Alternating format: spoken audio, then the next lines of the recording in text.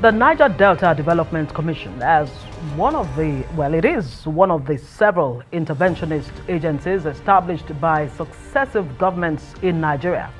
Its major mission has been to facilitate the rapid, even and sustainable development of the Niger Delta. But one issue that continues to trend in recent times is the controversy and alleged corruption that's bedeviled the commission. With almost 20 years of its creation, the commission is frequently in the news over mismanagement of resources. The Senate is currently investigating the activities of the commission's interim management committee. Now, the Minister of Niger Delta Affairs, Akpabio, told the ad hoc committee that procedures were not followed in executing contract. Well, I'm delighted to have here in the studio a former governor of Akpabio State, a senator in the 8th Senate, and Nigeria's current Minister of Niger Delta Affairs, Senator Akpabio. Good to have you on Newsnight. Thank you for having me. Thank you so much for joining us. We will come to those issues in the course of the show, but let's start from a very good place, from the beginning.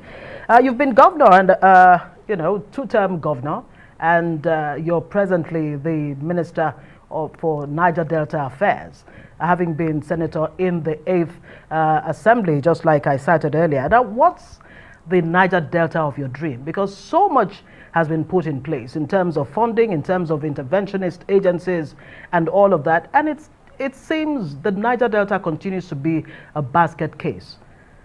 What exactly are the challenges? And first off, what is the Niger Delta of your dream? Well, let me thank Rice Television, and at the same time, not to show my displeasure, but to say that it is important that we undertake investigative journalism. It's not every news that we must air. I'm just seeing that of Caroline Nabo, where my sister Joy Nunieh was on television yesterday. It was full of diatribes and things that were unprintable. And then that lady also is a member of the interim management committee of NDDC, and she also gave an interview, but it wasn't aired yesterday. So the other one went viral because good news flies very far, but good news does not go far and does not even sell. It's only bad news that sells. So Arise is such an international setup and such a beautiful television studio that or channel that you must investigate most of your of the contents that come before you. So absolutely, and that is why we have given you the opportunity to be here tonight to respond to these rather weighty allegations. Initially, I wasn't going to come because I don't see those allegations as weighty. I see it as a ranting of a disgruntled former MD who does not know that offices come and go.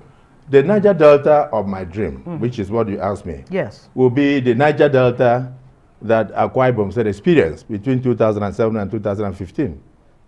A region of solid infrastructure.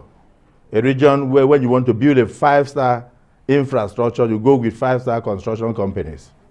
A region that could turn around a locality like my state capital, Uyo, from being a local government headquarters into a metropolis with flyovers, with international stadium, with international airport, with fantastic government houses, deputy governor's offices, ICT compliant offices and all that. An area where students are made to go to school free, from primary school to secondary school, and are provided with the enabling environment, thousands of classroom blocks constructed, house girl, house boy syndrome brought to an end under 8 years, and then a region where there was no pothole in the state capital, for instance, and then of course every locality felt the impact of government with serious empowerment to the people, such that at the end of the day, we were applauded worldwide, and we broke the Guinness Book of World Records by assembling the largest choral singers in the world to sing to the glory of God. And 59 countries watch us every year. Go to Guinness Book of World Records today, you will see that. That is the region I would like to see, where you do a road, and 13 years after I left office, there is no single pothole on any of those roads. I was very displeased with what was going on in the Niger Delta Development Commission as a governor. So much so that there is a road between Eket and Ibadan. Ibadan is where the headquarters or the operational headquarters of ExxonMobil is, that produces so much oil for Nigeria. After 11 years of meddling on that road, I had to take over the road from the NDDC. and in partnership with Mobi, we started that road. Today, if you go there, you'll see 4 completed bridges with dualized thoroughfare, no single pothole. And that the NDDC could not even do 1 lane in 11 years. I was dissatisfied with a situation where NDDC will come into my state and do 2 or 3 kilometers of road. The first rainy season will wash off the road. Was your intervention at that point, was it as a senator or was it as a governor? As a governor. I was a governor. It doesn't matter what level. Okay, what I always tell you is that wherever you find yourself, wherever God gives you, even where you are, leave the place better than you met it. Absolutely. But unfortunately, in Niger Delta, in the NDDC that was set up to ameliorate the sufferings of the people, 19 years after, you cannot see 10 kilometers of dualized road done by NDDC. Show me 1 signature project of NDDC in 19 years, and I will show you 30 signature projects of Godswill Akpabio in 8 years of governorship in Akwa Ibom State. So when I hear people talking, I don't know whether they are describing the same Godswill Akpabio. For the young woman that was speaking, Joy Nunieh, I'm not supposed to join issues with her because I'm a minister of the Federal Republic. And by the way, I was the minority leader of the 8th Senate. By choice, I did what they call uncommon defection to join a man of incorruptible character, President Muhammadu Buhari. And of course, I joined him in an earthquake form. And he won the election with landslide. And today, to the glory of God, he's on the 2nd term. And he wants to leave legacies for Nigeria. Incorruptible defection, did I hear that word right? Because I recall that you actually said before a court that you were pushed out or forced out of the PDP. That I wasn't, no, that is, you're talking about court. Are we in the court? Well, if you are talking about court, that was the position in court. Somebody mentioned that my seat should be taken for defection. I said no, that it was a movement. So I said I moved to join President Muhammadu Buhari, GCFR. So it was a movement. It wasn't a defection. Okay. So right. that is judicially pronounced. I understand that. Let's come back to the issue at hand, which is the NDDC. issue at hand is that yesterday you gave an interview. We will get to that. We will get to that. We will, definitely. Okay, you can trust me on that. We need to talk about the Niger Delta because really that is a bigger picture. It's become a sore thumb and a cause of concern for many Nigerians, whether you're in Niger Delta or not. And what we're trying to find out is exactly what are the challenges. You've just reeled out your dreams, for the Niger Delta. Why has it been so tough to realize those goals? Now you are Minister of Niger Delta. You've been there for like a year now. What exactly are the challenges that you have discovered on ground? Well, for me, challenges of leadership of the NDDC. The governors of the 9 Niger Delta states are doing their best.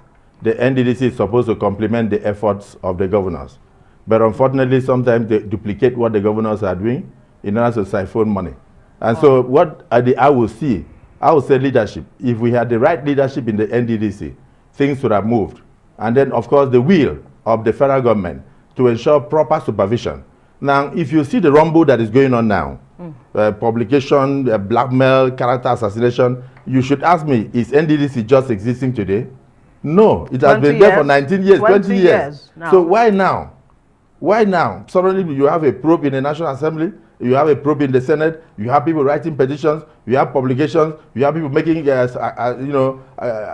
all sorts of allegations against the supervising minister. Why now? Why has NDDC suddenly come into the news for a bad reason in under 6 months? Everywhere is shaking earthquake. Well, you know why? That's a question I'd like to ask you. That is the answer I want to give to you. The answer is forensic audit. This is the first president since year 2000 that has ordered for a forensic audit of the NDDC to know what has gone wrong with the agency. Because you cannot have so much trillions going in there and nothing is seen on the ground. So as soon as the forensic audit was ordered, the world went balam. So it's almost like people who have eaten fat from the blood of Niger Deltans. A lot of people lost their lives for the NDDC to be established. I call it blood money. There are small places, like a place in Bayelsa. There's a village called Elegbele. Their bridge collapsed. Over 3 years now, they have to use canoe to get drinking waters in pails for 7 communities. 2 billion naira alone can do that bridge. But what happened? Because of corruption. Because it remained a cesspool of corruption. It remained a place for people to use in settling political pundits and political cronies. In 19 years, nothing could be seen on the ground. NDDC in 19 years could not even buy a house and call it a permanent office, paying 300 million naira a year for the rent, as rent in where they are staying now in Port Harcourt. There was a building started under Umpadek by Chief Ege Horsfall in 1996. They could not complete it. So when I was appointed Minister of Niger Delta, I prayed to God. I said, God, give me the ability to take the bats, the insults, and all the blackmail that will come my way. But at the same time, give me the wisdom to turn around the Niger Delta region. So you envisaged that you were going to have this kind of look, let me tell you, even a seed, if you plant a seed, that seed must die first before it germinates. The NDDC must go through this process before it sprouts. And you must give kudos to the president for being the first president not to send all sorts of political cronies to NDDC to be settled. It was used as a place for election matters. If you want to contest election, all they need to do is to push you into NDDC. You make the money there, and you go out to contest. But unfortunately, so many that made the money never won the elections. Because it's blood money. So what has happened is that this president said, we can't have business as usual. We want to know why things went wrong. We want to know the way forward. And so he ordered in a meeting with the governors of the 9 states, who were also concerned that we should undertake forensic audit. Not something. There's a difference between statutory audit and forensic audit. Yes. Forensic audit will audit the statutory audit. Statutory audit is the one that you carry out year in, year out, either in ministry or commission. But the forensic will try to find out why things did not work. And whether the audit was right or wrong. From the beginning of the setting up of the NDDC? From the beginning, it started in 2000, but actually started operations in 2001. So from 2001, at least to that period that it was ordered in 2019. And so, of course, you don't expect those who have been eating fat from the billions, even the staff who work there, you don't expect them to be happy with it. So files started missing. So many things started going wrong. And of course, the minister that is so determined to see this through has to be attacked. And the moment about 8,000 files were handed over to the lead forensic auditors, after the approval of the Federal Executive Council, hell was let loose. That is what is happening today. What are the findings from this forensic report? As of now, the report is not yet made public because we are still yet to go to the state offices. Just this last Wednesday, I approached the Federal Executive Council, and then we stepped down the memo for the forensic auditors who are going to the states. We are going to carry out the forensic audit. It will be completed before December 2020, no matter the allegation. And by the way, let me just point this out. The last managing director that you mentioned, Joy Nunieh, no matter the allegation, I wish that she would maybe go to a hospital, see a doctor, and then get maybe some injection and relax. People cannot be in offices. Something wrong with her? I'm not saying there's something wrong with her. I'm saying that there's something wrong with her temperament.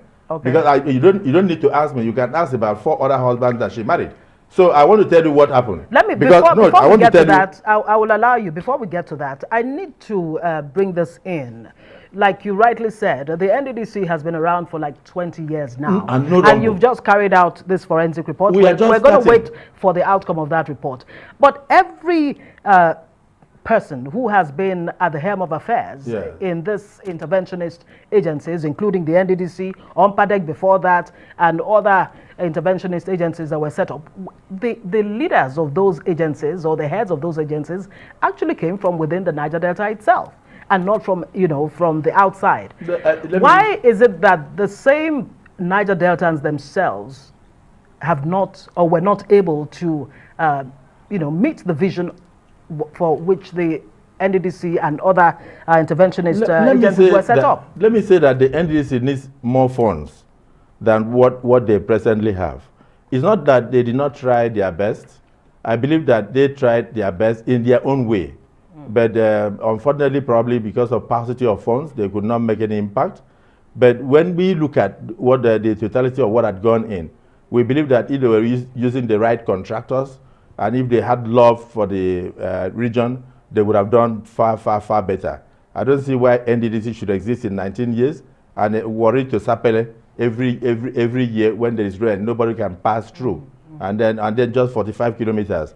There is a distance that we can dualize with a fantastic company, and then people will come down and say, oh, this is NDDC road. And you drive there without seeing a pothole. That's the kind of development I believe in. So I'm not saying that they did not do their best. You have just ruled out, including the corruption that you mentioned. That yes, those are 2 reasons. Number 1, you need to... And failure of leadership. Yes, even you.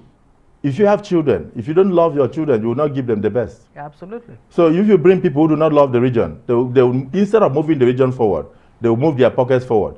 I don't care about any allegation. What I care about is the fact that things cannot be the same again. I give you an instance.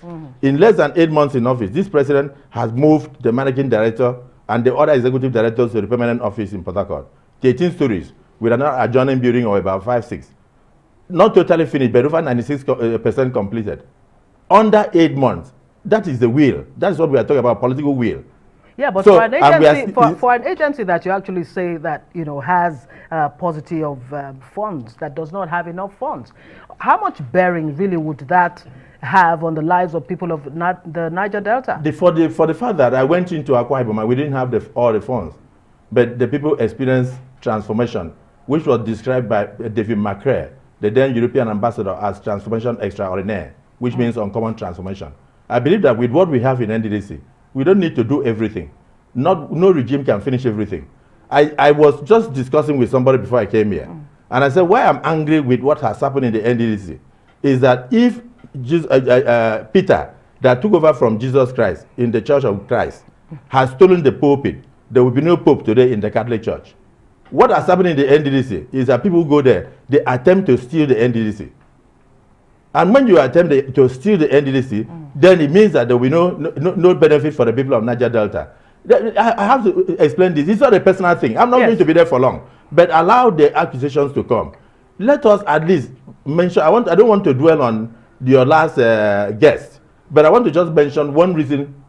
She was not relieved of her appointment because of corruption. She wasn't relieved of her appointment because why was she relieved? Because of the reasons. She was relieved of her appointment because of insubordination. My ministry that should supervise her wrote 7 letters to her. She never responded to one. And then, of course, she said she was bigger than the minister of Niger Delta. Okay, insubordination. Insubordination. I have the letter here. Okay. Then outside that, the then chief of staff, may he so rest in peace, sent this to me. This was a petition from an anti-corruption agency, insisting that she did not have the requisite qualification to work as an acting managing director of a commission. Okay, the title of this, if I could read it, if you permit me to do so, a case of non-possession of valid NYSC certificate by Joy Nunieh, acting MD of NDDC, an urgent call for redress. And this is what she submitted as her only qualification on earth. A letter from Council of Legal Education. Okay. Just read what is written there, confirmation. Yes, this is to confirm that Nunieh Joy Yimebe was a student of the Nigerian Law School during the 1989 and 1990 academic session. Go on. Yes, and she was mobilized for the National Youth Service Corps program for 1989-1990 service year. She has, however, informed us of the loss of her discharge certificate by a letter dated October 23, 2019. And this is somebody who was supposed to have finished in 1990, and it is in 2019. A few days to her inauguration, that she's informing us through a letter from law school, not through a letter from NYSC. And now she went. If I can still hold on to this. You will. Yeah. This is her affidavit. Well, this is her private handwriting, which she applied before the law school for a letter. Look at that. All right. This is written in longhand. Yes. So you take your time and go through it. Yes, I will. She alleged there that she had missed letter of introduction to NYSC. Yes, that they should give her a letter of introduction from law school to NYSC. Okay. That she had lost her NYSC certificates, and this is the affidavit. Okay, apparently this is the affidavit. This is the affidavit she swore to. Okay. She swore to an affidavit in court that she lost her NYSC certificate in 2002. If you open, so if you open it, no, sorry. If you open, no, I'm coming. If you open the next page, you'll see that is a police extract from the police post in law school in 2019 October, and it is that extract comes from Mr. Ebenezer, who married to the sister, whom she said did not open the door for her to enter and take her certificates. But that is the same man that went to the police post to say that she had informed him that she lost her certificate. Okay, and so in addition to insubordination. No, let me come now. I want to give you another document. Okay. You have a letter from the Nigerian NYS itself. I can see that you're very well prepared. You've brought all kinds of documents, for us to peruse. But this is just read this. Please read the last paragraph. All right. This is from the National Youth Service Corps, NYSC. Just read that last paragraph. This is a photocopy. Read that last however, paragraph. no record exists either in NYSC Kwara State or NYSC National Directorate headquarters to evidence her participation in the scheme. I rest my case. So I don't want to discuss her because that is not the job of a minister. Was she removed after these findings? She was removed after these findings. If something comes up that you were not aware of, that the person occupying a position, just like the former Minister of Finance, did not have an NYSC certificate. You know our law, either exemption or otherwise. What do you do? So I think the problem here is you have to blame my heart. I'm very soft. Maybe because I have 4 daughters, I love women. Oh. So what happened is that I decided that this should not be made public. So but I just have been hard on her by actually sacking her. But no, I didn't sack her. Let's come back. Let's come back. Approved her replacement. We didn't sack her. We needed to replace her because of the fact that she needs to explain these things. So reinvite her to your studio and let her bring her certificates here and show you, and then come to us and tell us, oh, this is my NYSC. You can go and get certified true copy. I don't want people coming down and then trying to throw mud at other people because of personal reasons. Because the slander and slanderous allegations and all that she was making had no basis. But has she answered to this question? No, even that alone, we wrote to her. She has not answered it today. Okay. But I'm showing you her handwriting. Ask her whether that's not her handwriting. How can you swear to an affidavit? That is perjury. But nobody has charged her. That is to show you that nobody's will shunting her. That's why I said she needs to calm down and then reassess herself. And then you also need to bring all the former husbands, at least bring 4 of them that she had married in the past, to this studio, so that you ask them questions one after the other, because it looks like a character problem. Will they have answers to her professional, they will have answers to her professional conduct? They will not professional conduct. That is not an issue. What is she a professional? Let her come and tell you first. But let them tell you about her character, because what I'm seeing here is somebody comes up and then stands on television channel, wow, then the whole world. Nigerians love bad news. I'm not that type of person. I'm a minister, right, and my job is to protect the citizens of this country and protect the administration of Mr. President. I must tell you that even the President Buhari, was not aware of all these things because I did not want to bother the man. Because he will be shocked. Of course, he may even ask me. Well, she did say that if she had appended her signature to a document that, she would have... There is no such thing. The Minister of Niger Delta... sign off. But we'll take a break. We'll take a short break and we'll come back and discuss further. Why you take a look at those documents of your sister as you were able to give her a chance to talk as she talked this way? Yes, indeed. Newsnight Nigeria continues after the break. Stay with us.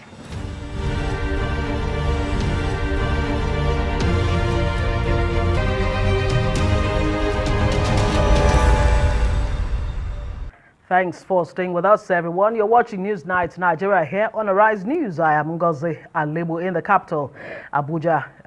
My guest tonight is two-time governor of Akpabio State, presently Minister of Niger Delta Affairs, Senator Godswill Akpabio. Thank you so much for staying with us and giving us your side of the story. And also, along with that, focus also is developments within the NDDC and of course the Niger Delta, how the ministry has fared under you in the last 1 year. We will still definitely come back to those issues.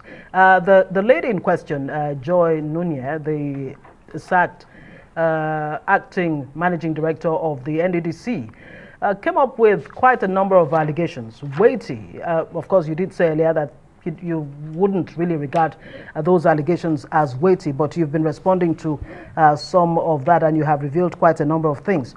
Now, the issue of procedure, when it comes to contracts within the NDDC, for many Nigerians, long before you came to the scene as the Minister of the Niger Delta, Niger Delta Affairs, the general impression is that there's a lot of sleaze, a lot of opaqueness, a lot of corruption, graft within the NDDC. And latest developments seem to underscore that fact and the concerns that Nigerians have had over the years. How would you respond to some of the allegations, not only from Joy Nunieh, but the the Chairman Senate Committee on Niger Delta Affairs, Peter Wamboshi, who alleged that you had influenced some contracts to the tune of 500 million naira. Another allegation of using 11 companies to get contracts. Another allegation also that 40 billion naira was spent between the months of January and March this year, right in the heat of COVID-19. And of course, you have actually called on the Senate to look at those issues of procedures when it comes to, granting or giving out contracts. How will you respond to this? Well, you've already given the answer, forensic. The answer is forensic. The forensic audit will throw up most of those things, the answers to all those questions. First of all, since I became a governor, not just the forensic audit, so the probe by the Senate of the IMC. Okay, let's start from the allegation of 500 million contract. Well, you will see that there were about 5 components of it. Fencing of college, federal university, this, that, and those things were written on the letterheaded paper of the minority leader of the Nigerian Senate and dated 2017. So those cannot be said to be contracts. And it was addressed to the chairman of the committee. Every senator tries to lobby committee chairmen to pass some projects to agencies when they come for budget defense. In my own case, if actually that was from my office then, it simply means that we were lobbying them to give us those projects in their budget. Of course, they did not agree, so none was reflected in the budget. And because of that, those things have not been done till today. So I've never had a contract in NDDC. Even when you make that suggestion, it doesn't mean that you are going to be the person to carry out the contract. Okay. When they go through due process, one other person could win the bid. But you try to put something for your constituency. Every person does that because you want your constituents to gain from your representation in the Senate or in the House of Representatives or in the House of Assembly.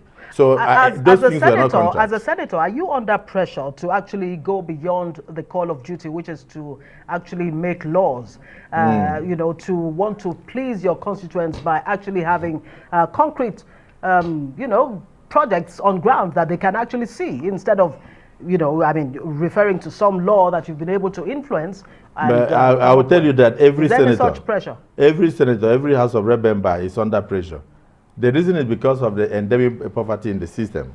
We are not a developed society where you live next door to your neighbor and your neighbor is representing you in the Congress and you don't care because you have a job. You are busy. So Nigeria is such that because of the unemployment situation, a lot of people look up to their lawmakers. So most of them are under pressure. In some instances, they even won't go to them to give them money for startups in business and all that, even when their salaries cannot carry. So they are really under pressure. They would like to take something back. And when you have dilapidated infrastructure such as road, and in 40 years you have not been able to reach your community with your car, there is no way you go to the House of Reps or the Senate and you will not want to attract a road to your community. So most of them are actually under pressure. And for me, maybe because I was a governor and I had done so much, I did not see myself as a person representing a senatorial district. I saw myself as representing the entire Niger Delta region. For instance, when I had the opportunity, I did solar power borehole up to Ogoni, and then gave them a solar powered light. When people were investigating, they looked at it and they said, "Why did you go outside your community?"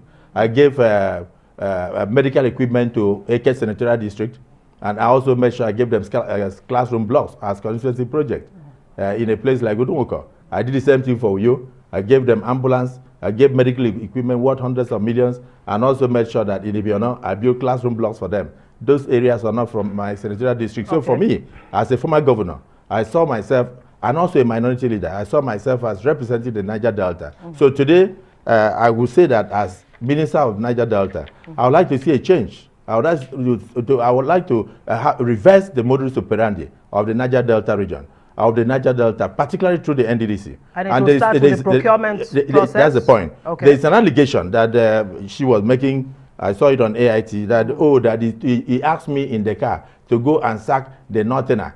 I'm not. Yes, and that's a very, very important question now, that you were asked. That he asked me to go and sack the Northerner, not to be the director of legal services. Yes, that's I would like you to respond to that. That's Badadash. Okay, I'm not that type of person. I'm only Northern friendly. Most people even saw me as a Northerner. As governor of Akpabio said, my ADC was from the north, in Bauchi. My CSO was from Kano, Suleiman, throughout, and my Oddly from Kaduna.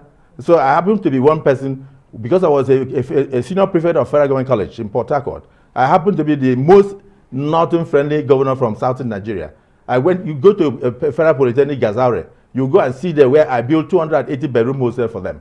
You come to Abuja here in ISIS, Institute of Strategic Studies of the SSS, you see a fantastic luxury apartment that I built for students who go there. Yes. If you go to a place like Madala, when that church was bombed, I'm sorry to say this, it's something I shouldn't say. I sent my engineers from Akwa Ibom said to go and rebuild the church totally. And I deposited 50 million naira for to ensure the treatment of all the patients that needed blood and all that. You seem to be a man of means. No, I'm not.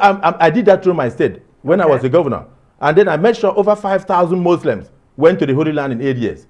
So no other person can boast of that. And I have developed a lot of young people whom I have come across in Nigeria, from the southwest to the north to the southeast. So I'm not that person that you come and give a toga of being a tribalist. That's so what this gentleman that you referred to, Kautungo, no, is still a staff. Is he still there? He's still a staff of the NDDC. Okay. What happened was that many of them were indicted by Auditor General's reports in the past. And then, of course, the forensic auditors, in writing, requested the management to send some of them on leave.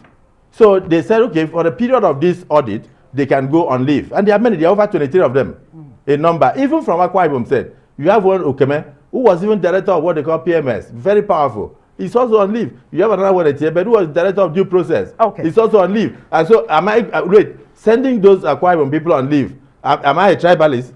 So you come and mention only one name. Somebody who has been there for 29 years, and nobody discriminated against him. If I was somebody who was anti-Nod or anti-him, wouldn't I have used my power as a governor to say remove him? I did not in 8 years. And he's still a staff. He's getting benefits. Right. Even this COVID-19 benefit that I found out in National Assembly, the COVID-19, he also received. That is even now the National Assembly due. All right, that particular issue is another matter entirely. Unfortunately, I know you have a lot. Time will not permit us, but I'm sure unfortunately, but you brought me here. You want me to talk, and I'm going to talk. But I'd like you to actually address that, because there are claims that about this 40 billion that was spent, but we'll have to leave that. May I tell you Let's leave that. May I tell you? No, we won't leave that. Okay. 40 billion is not missing in NDDC. Okay. NDDC, unfortunately, before President Buhari, had over 300 accounts in various banks and over 5 accounts abroad. But today, they have only 1 account. That is in Central Bank of Nigeria. You cannot take out 40 billion from the CBN without trace. Nigeria, the world has gone digital. Okay. So all the monies that I talk about are monies that they use in paying historical debts. And these things are before the National Assembly. So don't forget the sensation. They are after the Minister of Niger Delta. Haven't you seen a magazine on the road? Very glossy. Written, I don't know what they call it, something power sharing. No, I haven't seen that. Oh, wonderful. They are selling it. But let me ask you. Fantastic magazine. Let me ask you. Accusing me of corruption. Let me ask you. Have you not seen it? How would you want to be remembered as my daughter asked me that when she was in class 2 in secondary school. I said, how will you want to be remembered? As a minister of the Niger Delta, I told her that I'm like an elephant. Because if you look at it from the angle of infrastructural development, I'm second to none. I have the best international stadium in the whole of West Africa. I have the best hospital. I built 8, but one of them in Uyo is the best in the whole of West Africa. But with the best equipment. Is it in use now? It's in use. It's full now. CT scan that you see there. 64 slides in the one in Cromwell in London, but 640 there. They are not up to 7 in the world. So if you look at the aspect of religion, I used to have the best choral group in the entire world, the largest. And then the whole world watch it in 59 countries. If you look at human empowerment, I stopped house girl, house boy syndrome, and I made laws that favor children. I provided free education, free healthcare for them. And in Niger Delta, I'm going to shock you. Outside the fact that infrastructure will change with the cooperation of the National Assembly, the people will also get empowered. I have enough time to say thank you so much for joining us. Thank you. Newsnight continues. Thank you so much, Senator Godswill Akpabio. It's been a delight speaking with you. I'll be happy to be here again. All right. My name is Ngozi Alebu. Thank you for telling me your name.